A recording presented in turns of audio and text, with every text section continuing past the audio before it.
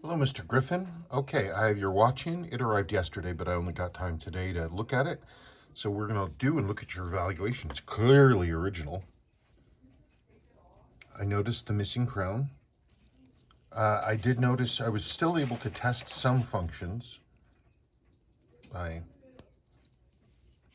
We know the time setting works. Date quick set works. I can't get the indicator ring to move. I'll have to pull the stem to really know what's going on with that. Any case, you provided some great history with your watch, and I thought it'd be fun to read that. I'm the original owner of this Seiko 6139 6002, August 1971. Same year and month as Pogue's own, by the way. His was a 6005, but yours is literally the same month and everything as his. I purchased this watch at the Base Exchange store at RAF Bentwaters, England, while I was stationed there with the U.S. Air Force. I wore this watch regularly until '93 when I purchased another Seiko to replace it. At that time, I put it in my desk drawer with the vague plan of someday having it restored. This Seiko has a lot of early history with me and has traveled the world with my military adventures in England, Germany, Italy, Belgium, Iceland, Portugal, South Korea, Japan, and the Philippines, to name a few. This watch has been there. And look at the loom. Look at how good and clean and original the loom is. Always been a very reliable watch. It still runs to this day despite the crown being lost. Crazy. So the London Service Center.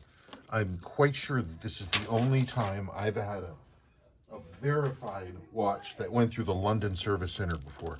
That is some crazy talk. I've already loosened the case back so I didn't have to fight with it on camera.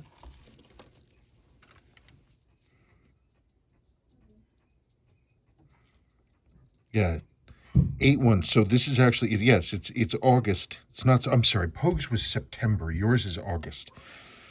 It's September 1971, 1303.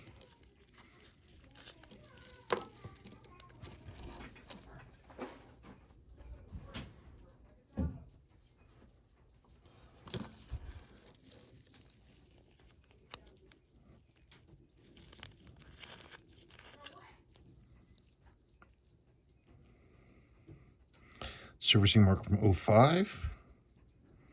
Interesting that there's no servicing mark from the Seiko Servicing Center in London. Maybe during a subsequent servicing that mark got cleaned off because they used an ink stamp, a big round ink stamp. I modeled my own stamp off of it. Hey, your movement looks great. Jeez, look at that. You've got a little bit of... One of the things that these watches do with a lot of wear and a lot of activity is this winding bridge here. These are little ball bearings under here, and these can loosen up. And then what happens is you start getting the weight going along and hitting along the edge of these main plates. You can see a little of it here, but really not much for what you described in terms of, all the places you wore this. I was expecting the movement to look rougher than it does, and the movement looks really good. Look at it's a little hazy, but the metal itself is bright and clean.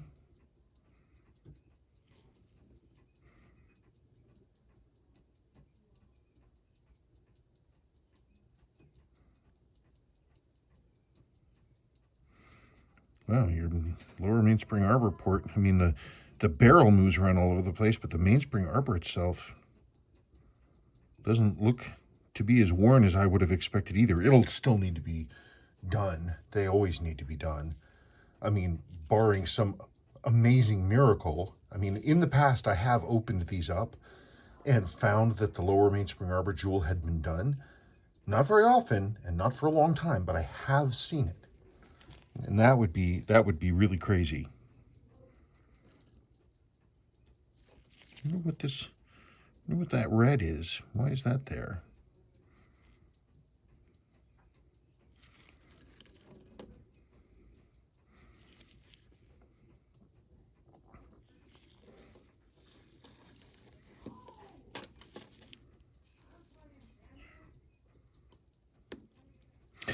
I would love to get that stem out of there. Hang on. Okay, so I got your stem out. So you've got two of the four parts that you need. And you've got the gear, which is good. The gear hasn't been lost. The spring is missing and the crown is missing. Of course, the crown gasket too. But it looks like your stem is intact, which means I should be able to use that just fine. 2 out of 4 parts is not bad because these parts are hard to find. Gears I have, stems I have. The spring I should be able to do. Crown might be a modern reproduction, but they're good quality. I haven't checked to see what I've got for stock on that. Let me. Your spring was in the wrong place, by the way. I'm going to leave that stem out. I'm not going to bother putting that back in. It's kind of a little tough.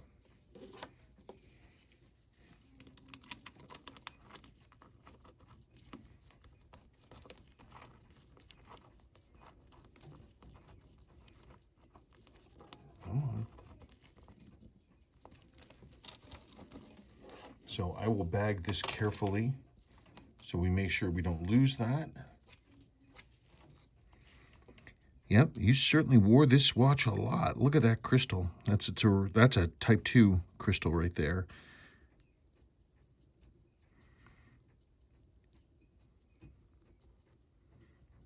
I don't know. It's definitely a runner. And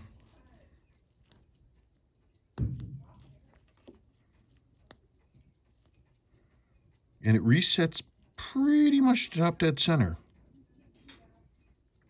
About 1/6 of a second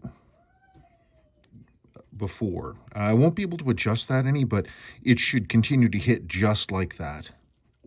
You've got a little bit of patina to the hands. The dial loom looks great. I can clean up that hand loom a little bit. I can make that look a little better.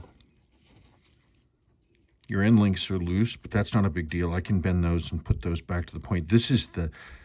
These are the correct end links. You've had the right end links for this watch for a really, really long time. There were like 4 or 5 different variants of these end links. I call these the strap kind because they've got this connector that goes from one side to the other. It's not necessarily needed anymore. And so Seiko got rid of it probably for material saving, but that's what those are. Those are strap end links. Well, it looks like a good watch. Get it all serviced up for you and get it back on your wrist. I think that's an awesome idea, and I'm glad to be part of the idea. Okay, thank you so much. Let me know what questions you got, and that's it.